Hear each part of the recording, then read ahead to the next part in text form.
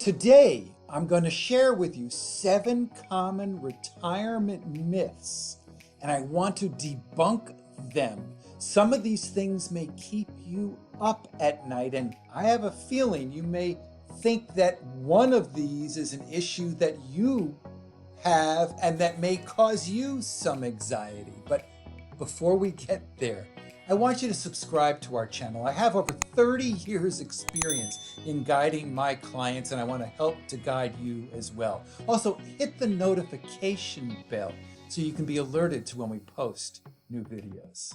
You've worked hard for this retirement. I want you to enjoy it. But our industry's done you a disservice. We have not really focused on the things you really need to be thinking about. I know this because, again, I've been doing this for over 30 years, running a retirement planning firm for folks who are making the transition.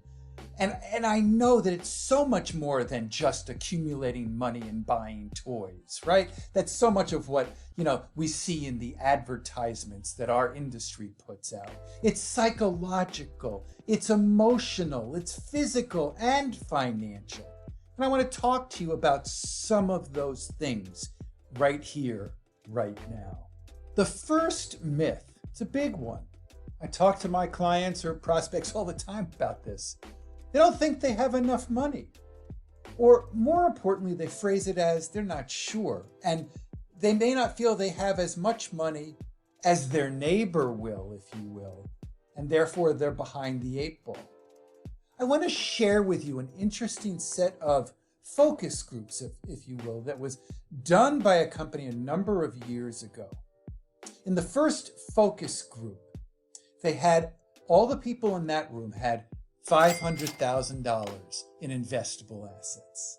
And they asked the question, do you have, or do you think you have, enough money to retire?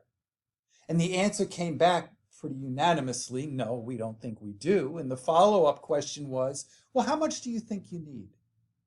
And the answer came out somewhere around $1 million was the magic number. In the second focus group, the folks in that room had $1 million in investments.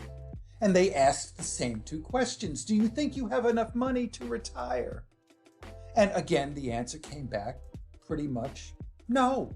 And the follow-up question, how much do you need? Well, the people with $1 million thought they needed $2.4 million. We go to the third focus group, and in this room were people who had $2 million or more in terms of investments. They asked the first question, you know the answer. No, they didn't think they had enough. Interestingly, they said they felt they needed $5 million to retire. So they don't really know what they have. They think they're behind the 8 ball. And I don't want to give it all away in terms of what the secret sauce is right now, but the only way to figure this out is to crunch the numbers, is to do the planning, so you can take some of that mystery out so that when you do go to bed, you either know you have enough money or you don't. Not that you're always looking to accumulate more, because you can't do that as much and pursue that as well as you did in your accumulation years during your working years, because you really shouldn't be taking that kind of risk now that you're in retirement. Let's talk about the number 2 one, which is money management. And many people believe when they retire that the management of their money retires as well. What do I mean by that? They feel like they've accumulated a nest egg, not really truly knowing whether or not it's enough of a nest egg. And then once they go to retire, their entire focus is to preserve and protect that nest egg so it doesn't dwindle, so they don't delete the principal, so they don't end up with no money. But the reality is, you still have to manage your money with a prudent amount of risk. To take on a lot of risk may not be very prudent.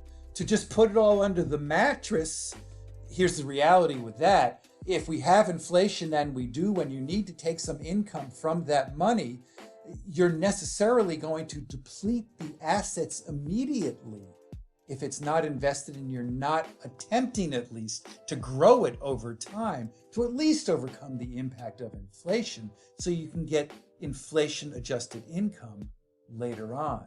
The whole key to managing your money properly in this stage is to understand what your cash flow need is, believe it or not, and let that drive how much risk you need to take with your money.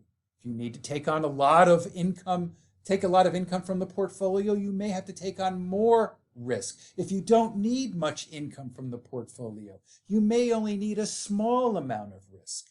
But that's how you gauge it. And don't put your money management to bed as you go to retire. The number 3 myth is the whole concept of $1 million. If I accumulate $1 million, I'm all set. That's the magic number. I win. Not necessarily. Okay? And it all depends. First of all, I've seen people who have lots of money, a lot more than just $1 million, not have a happy, successful, fulfilled retirement. And I've seen people who have a lot less than $1 million have a very fulfilling, rewarding, confident retirement check. So don't think that because you have X amount of money, it will relate to a certain degree of success or happiness or wellness in retirement. It doesn't. But the whole magic about $1 million really depends on, again, cash flow. Where do you live? What are your bucket list items? How are you leading your life? How are you spending your money? What are you spending it on? What is coming in from the outside? A pension, Social Security, rental income. Are you going out to do some part-time work because you want to or have to? There's all sorts of considerations here. And again, all of that comes back to the planning, which is why it's so important to figure out whether or not you are properly prepared for retirement. So go to our banner, invest 2 minutes in your time. Fill out the quiz. I'll get you whether or not, which of the 3 retirement preparedness scenarios you're in, and I'll score it for you. I'll get you a free chapter of my book, Don't Outlive Your Money in Retirement, and I'll get you a couple of worksheets so you'll have more of a sense of where you are in terms of whether or not you're on track for retirement. The 4th item is with regards to expenses. Now, traditionally, the books say that you should have about 70% or need 70% of the income in retirement that you had when you were working.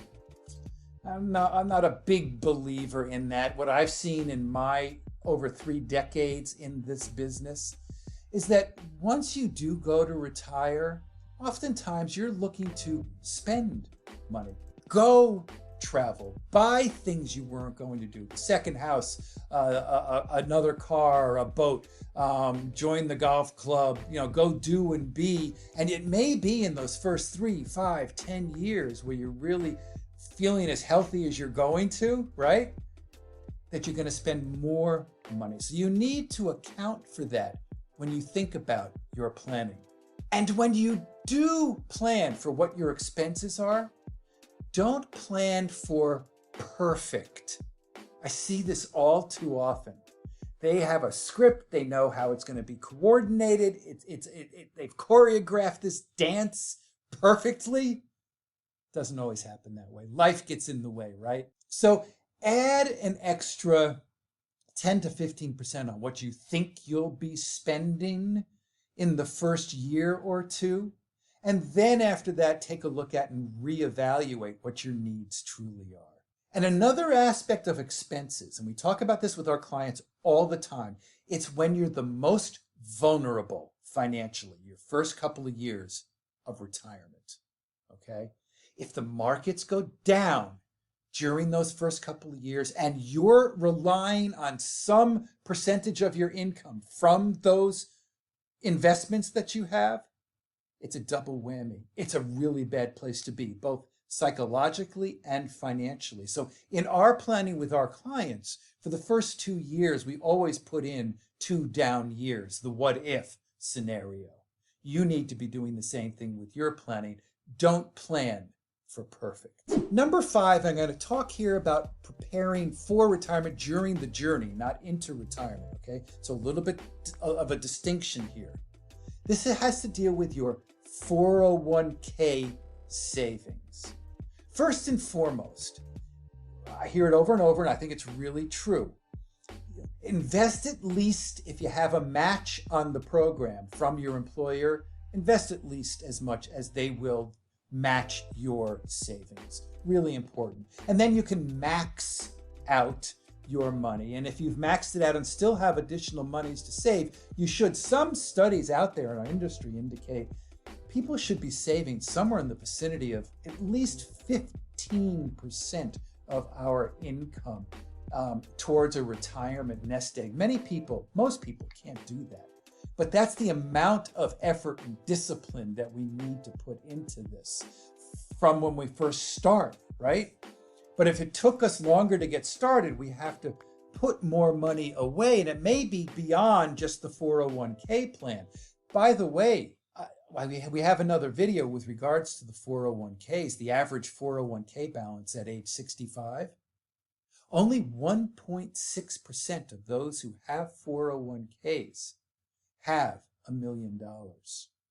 And a part of that is the way that they've invested in their 401k plan. It's not good enough just to put it in there. You need to do your homework. You need to have some due diligence. You can't just put it into the safe and conservative place and expect it to grow. And you shouldn't be putting it in, more than likely, I'm not giving investment advice here, but I just don't think it's wise to put it in the riskiest place, particularly if you don't have a real background on what you're doing and what the expectation is and when to make adjustments to the portfolio. So you really need to find the best type of investments for you so that you have the best opportunity for that money to grow. So maybe you can be one of those 1.6%ers who have $1 million or more in their 401k. The number 6 myth out there is that many people believe that those who retire are debt-free. In a recent Federal Reserve Board report, May 2021, they indicated that upwards of 75% of people do have debt into retirement, and that for some, upwards of 40% of their income is going towards paying their debt service. That's a lot. A lot of people have big credit card debts. Maybe at this stage you also have signed on to loans for your kids or grandkids when it comes to college, and you're burdened with that as well. But you really need to manage it properly. Now, debt, even though it's a 4-letter word, there's both good debt and bad debt, okay? Bad debt, credit card debt. Don't like it at all. Paying 12, 15, 18% non-tax deductible. Do what you can to bring that debt down. Really look to consolidate or get rid of that type of debt. It's a bad debt. A car. One of the conversations I hate in the financial planning business, because there's no right answer here, but a car loan, you could be paying 8, 10, 12% if your credit is not good, if your FICO score is poor. That may not be a bad debt. Plus, it's on a depreciating asset. Versus on your home or your mortgage, that's a good debt. You may be paying in the high 2s or low 3s in terms of an interest rate, and it's deductible on an asset that over time will probably, based on history, no guarantees, will probably appreciate. So recognize the difference between good debt and bad debt, manage them appropriately. I don't think it's necessarily the worst thing to have is debt. It's all about how it's managed and what kind of cash flow that you need. And finally, when it comes to debt, many people believe that it's important to be completely debt-free on their home, no mortgage whatsoever. From my experience and the guidance that I provide to my clients, the way we start this conversation is really twofold. One, we ask the question, how important is it to not have a mortgage? That's the first question. If it's really, really important to not have a mortgage and be debt-free, then we go about the planning in that way. But if it's okay in terms of the way they're thinking about things, to have some debt if it makes sense, then we approach it differently. And when it comes to the mortgage specifically, my guidance has changed over the past number of years. Let me tell you why. A number of years ago, we were paying 6, 7, 8% on our mortgages. And when clients or prospects would ask me about it, I would say, you know what, if you have the extra cash flow, I'd recommend doubling up on the payment or paying more than on a monthly basis to bring that principal on down. But now that rates are at historic lows, and the fact that your mortgage typically, obviously you have to talk to your tax advisor, but typically is a deductible interest expense, that, let's call it 3% interest rate, costs you actually less than that because, again, it's a deductible interest on your taxes. So now I'm telling people, and I was in the same boat too, I was putting more money aside towards my mortgage to pay off the principal. I believe I can do better with my own cash than by paying extra money now towards the mortgage. So if it's okay, I don't see a problem in having a mortgage. It all depends how you're going to manage it. And it's a part of the 7-step process that we go through with our clients. So take a look at our playlist and see where you are with regards to your journey into retirement.